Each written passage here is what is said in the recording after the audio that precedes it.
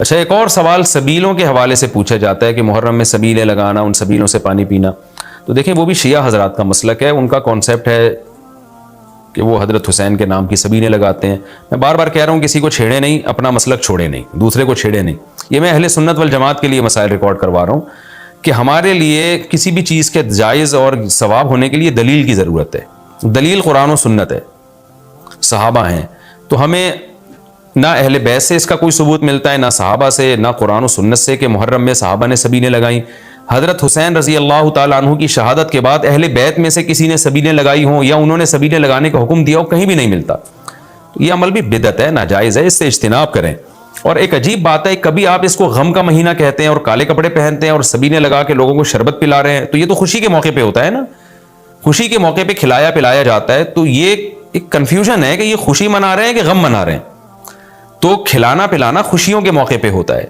تو اس لیے آپ ان چیزوں سے اجتناب کر رہے ہیں، نہ سبیل لگائیں، نہ اس پہ کھڑے ہو کر پانی پئیں. جو لگا کے بیٹھا ہے اس کو چھیڑے نہیں، آپ تنگ نہ کریں، وہ اس کا مسئلہ ہے کہ اس کو چھوڑ دیں. دنیا میں بہت سارے فرقے ہیں، کس کس کو آپ قابو میں کریں گے؟ ملک میں انارکی پھیلتی ہے، ملک میں فسادات ہوتے ہیں. کسی سے نفرت کرنے کی ضرورت نہیں ہے، کسی کو ٹاؤنٹنگ کرنے کی ضرورت نہیں ہے، طنز تانے کی ضرورت نہیں ہے. جو لگا کے بیٹھا ہوا ہے لگائے، جو پی رہا ہے اس کو پینے دیں، چھیڑے نہیں. لیکن میں آپ کے لیے یہ کہہ رہا ہوں جو اس وقت میرا پروگرام سن رہے ہیں، اگر آپ قرآن و سنت ہی کو فالو کرتے ہیں، آپ اہل سنت والجماعت میں ہیں، یا تو میں بار بار کہتا ہوں پورے شیعہ ہو جائے نا. پھر آپ ڈبل مسلکوں پہ چلنا تو یہ دنیا میں کسی کا بھی اصول نہیں ہے کہ آدھا ادھر آدھا ادھر، وہ تو کہیں کا بھی نہیں ہوتا. یا تو پورے ادھر ہو جائیں یا پھر پورے اہل سنت والجماعت بن جائیں. تو اہل سنت والجماعت کے ہاں یہ سبیلیں لگانا یہ جائز کام نہیں ہے، کیونکہ قرآن و سنت سے اس کا ثبوت نہیں ہے. لوگ کہتے ہیں ایک آدمی کسی کو شربت پلا رہا ہے، پانی پلا رہا ہے، تو پانی پلانا تو بڑا اچھا کام ہے. پانی پلانا اچھا کام ہے، پورے سال کسی دن کو خاص کر لینا یہ اچھا کام نہیں ہے. تو اس سے بدعت کی تائید ہوتی ہے. تو اگر کوئی پیاسا آپ کو نظر آتا ہے تو محرم میں ہو تو محرم میں بھی پلائیں، سفر میں ہو تو سفر میں بھی پلائیں. لیکن کوئی پیاسا نہیں ہے تو جیسے آپ پورے سال سبیلیں نہیں لگاتے تو محرم میں بھی نہ لگائیں آپ. کیونکہ اگر آپ پورے سال نہیں لگاتے، محرم میں لگا رہے ہیں، تو یہ اس کی علامت ہے آپ اس مہینے کو سبیل کے حوالے سے خاص ویلیو دے رہے ہیں. تو اس ویلیو کی آپ کے پاس قرآن و سنت سے دلیل ہونی چاہیے. دلیل نہیں ہے تو ہمارے پاس دلیل ہے. نبی صلی اللہ علیہ وسلم نے فرمایا من احدث فی امرنا ھذا ما لیس منہ فہو رد وفی روایت فہو مردود. جو ہمارے دین میں کوئی بھی نئی چیز لے کر آئے گا، نبی نے فرمایا وہ مردود ہے، ہم نہیں اس کو ایکسیپٹ کریں گے. تو اس لیے بھائی ہم تو اس حدیث کو فالو کرتے ہیں. تو کائنڈلی آپ حضرات سے گزارش ہے، ہاں کوئی پورے سال سبیل لگا کے بیٹھا ہو تو وہ محرم میں بھی لگا لے. کیوں؟ وہ اس لیے کہ وہ محرم کو الگ سے فضیلت نہیں دے رہا سبیل کے حوالے سے، بلکہ وہ کہہ رہا ہے بھائی میں تو پورے سال لوگوں کو پانی پلاتا ہوں تو محرم میں بھی پلا رہا ہوں، میں تو پورے سال شربت پلاتا ہوں تو محرم میں بھی پلا رہا ہوں. لیکن ایک آدمی سال کے 11 مہینے نہیں پلاتا، صرف محرم میں سبیل لگا کے بیٹھا ہے، اس کا مطلب وہ اس مہینے کو سبیل کے حوالے سے زیادہ ویلیو دے رہا ہے. اس ویلیو کے لیے میں نے کہا دلیل چاہیے. دلیل آپ کے پاس اگر نہیں ہے تو پھر وہ حدیث ہے جو ہمارے دین میں نئی چیز ایجاد کرے گا تو وہ چیز مردود ہے. اس لیے اس عمل سے بھی اجتناب کریں. دیکھیں جنت میں جانے کے لیے ہمیں وہ کام کرنے پڑیں گے جو اللہ رسول نے بتائے ہیں، اور اس میں اپنی طرف سے ایڈیشن کرنا یہ ناجائز ہے. اس عمل کو شریعت میں بدعت سیئہ کہا جاتا ہے. اچھا بھائی یہ بھی ایک سوال پوچھا ہے جی، 10 محرم کو کون کون سے نبی کو نجات ملی؟ یہ بھی سوال میں نے دہرایا تھا، ام محمد نے پوچھا ہے. تو دیکھیں اس بارے میں صرف ایک واقعہ مستند ہے، حضرت موسیٰ علیہ السلام کو فرعون سے نجات ملی. اس کے علاوہ 10 محرم کی طرف جتنے قصے منقول ہیں، ابراہیم علیہ السلام کو آگ میں ڈالا گیا، پھر آدم علیہ السلام دنیا میں آئے، یا اس دن قیامت آئے گی، یہ سب من گھڑت ہیں، ان کی کوئی حیثیت نہیں ہے، ان کو نہیں بیان کرنا چاہیے. یہ بھی سوال ہو گیا قیامت کیا محرم میں آئے گی؟ ایسا نہیں ہے، ہمیں نہیں پتا محرم میں آئے گی یا سفر میں آئے گی. سورہ طٰہٰ میں اللہ نے صاف طور پہ بتا دیا کہ اکاد اخفیہا لتجزا کل نفس بما تسعی، میں قیامت کے دن کو چھپا دوں گا. اللہ نے کسی کو نہیں بتایا کس دن آئے گی، وہ آئے گی تو اچانک آئے گی. اچانک وہی چیز ہوتی ہے جس کی ڈیٹ کا ہمیں علم نہیں ہوتا. لا تأتیکم الا بغتہ، قرآن کہتے ہیں اچانک آئے گی. تو اچانک کا مطلب اس کی ڈیٹ اللہ نے، اس کا سال، اس کا مہینہ اللہ نے ہمیں نہیں بتایا، تبھی تو اچانک آئے گی وہ. اچھا بھائی عاشورہ کے روزے کی فضیلت جموں کشمیر سے پوچھا محمد اقبال نے، وہ میں نے آپ کے سامنے بیان کر دی. نبی صلی اللہ علیہ وسلم نے فرمایا 1 سال کے گناہوں کا کفارہ ہے. اچھا یہ بھی اسی میں پوچھتے ہیں کہ لوگ کہ 2 دن کے روزے ضروری ہیں یا 1 دن کا بھی روزہ رکھ سکتے ہیں؟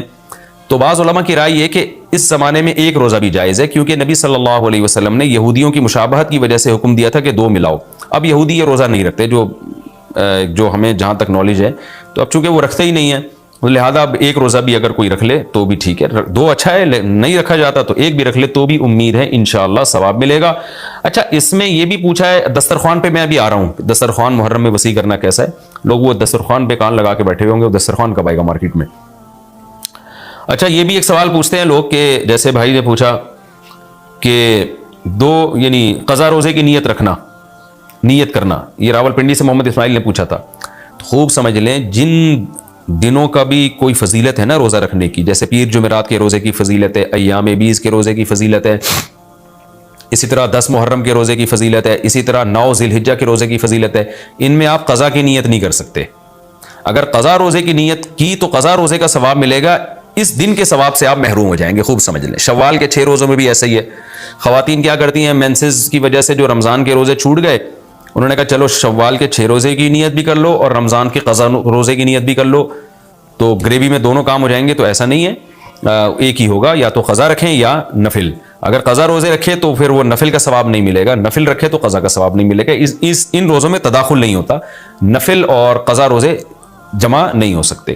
تو اس لیے عاشورہ کے دن عاشورہ کی نیت ہی کریں, قضا پھر پہلے یا بعد میں رکھ لیں. آج کی اس ویڈیو میں مفتی طارق مسعود صاحب محرم الحرام کی فضیلت، اس کے اہم اعمال، توبہ کی اہمیت اور ان مبارک دنوں میں زیادہ سے زیادہ اجر حاصل کرنے کے طریقوں کے بارے میں تفصیل سے بیان فرمائیں گے. ویڈیو کو آخر تک ضرور دیکھیے گا تاکہ آپ بھی اس بابرکت مہینے سے بھرپور فائدہ حاصل کر سکیں. ہمارے نبی صلی اللہ علیہ وسلم کے حکام ہیں میت پہ رونا پیٹنا منع. جب حضرت حسین رضی اللہ تعالی عنہ کا قتل ہوا ہے کربلا میں، اور یقیناً یہ بہت بڑا بدترین ظلم تھا تاریخ کا، تو حضرت جو آپ کے اہل بیت جو باقی بچ گئے تھے ان کا کیا ری ایکشن تھا، جو صحیح اسناد سے جو چیزیں ثابت ہیں ان کا کیا ری ایکٹ تھا. کیا امام زین العابدین نے اس طرح سے نوحے کیے تھے کہ آپ نے سینوں کو پیٹا تھا؟ انہوں نے صبر کیا تھا انہوں نے اور یہی اہل بیت کی شان تھی. تبھی تو قرآن کے الفاظ کیا ہیں کہ نیکی صرف یہ نہیں ادھر ادھر منہ کر کے نمازیں پڑھ لو، بلکہ والصابرین فی البأساء، جو پریشانیوں کے وقت کیا کرتے ہیں؟ صبر.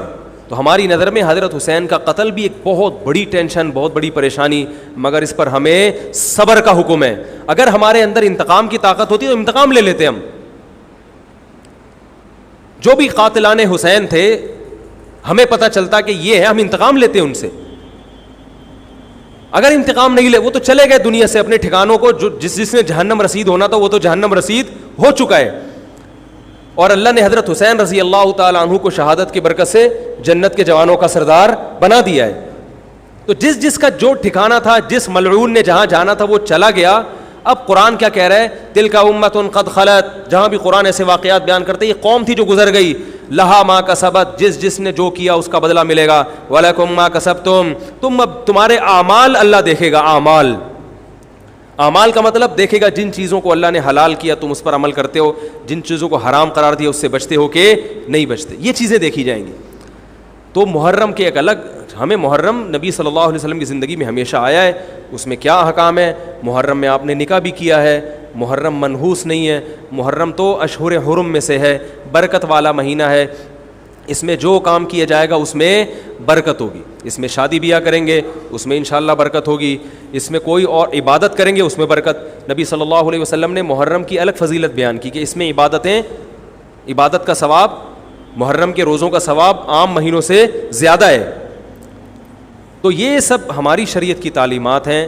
تو ہمیں ایک طرف ہو جانا چاہیے، ہمیں اسی کو فالو کرنا چاہیے. ہاں یہ وہ دور نہیں ہے کہ آپ دوسروں پہ جا کے انگلیاں اٹھائیں، تم یہ کیوں کر رہے ہو، یہ کیوں. بس چھوڑ دو اس کو، جو جب اس کو سمجھ میں آئے گی تو آ جائے گا، نہیں آئے گی تو 73 فرقے ہیں نا، تو یہ آپ تھوڑی ختم کرو گے، یہ حضرت عیسیٰ علیہ السلام آ کے ختم کریں گے. تو جو کام عیسیٰ علیہ السلام کا ہے وہ خود کرنے کی کوشش بولو بھائی مت کرو. آپ دیکھو کہ ان میں جو صحیح ہے اس کو فالو کرو. باقی بھائی جیسا کر رہے ہو، ہمارے پاس نہ کوئی پولیس ہے نہ کوئی پاور ہے. پولیس بھی ہوتی تو بھی کچھ نہیں کرتی. ہم اگر پولیس میں ہوتے تو کیا کر لیتے. فساد ہوتا ہے ان چیزوں سے. افغانستان میں جب طالبان کی حکومت تھی، او بھائی کون سی والی گھڑی صحیح ہے؟ میری گھڑی میں تو کیا ٹائم ہو رہا ہے؟ کبھی آگے چلیے. اچھا پھر ابھی بس اذان ہونے والی ہے. ٹھیک ہے بتا. تو کیا کہہ رہا تھا یار میں، وہاں افغان طالبان کی جب حکومت تھی 5 سال، تو انہوں نے بھی شیعہ کے امام بارگاہ کو ختم نہیں کیا تھا. سمجھ رہے ہیں بات کو؟ ایک حد بندی کر دی تھی, ختم نہیں کیا انہوں نے بھی شیعوں سے صلح کی تھی, مذاکرات کیے تھے, بھائی ٹھیک ہے آپ اپنی امام بار کے گاہ کے اندر جو آپ کی ایکٹیویٹیز ہیں آپ وہ کرو. حالانکہ کتنی پاورفل حکومت تھی, اس لیے کہ اتنی بڑی تعداد میں انہوں نے کہا بھائی ہم کیسے پابندی لگائیں, ایک پورا ایسے ممکن نہیں ہے ہمارے لیے.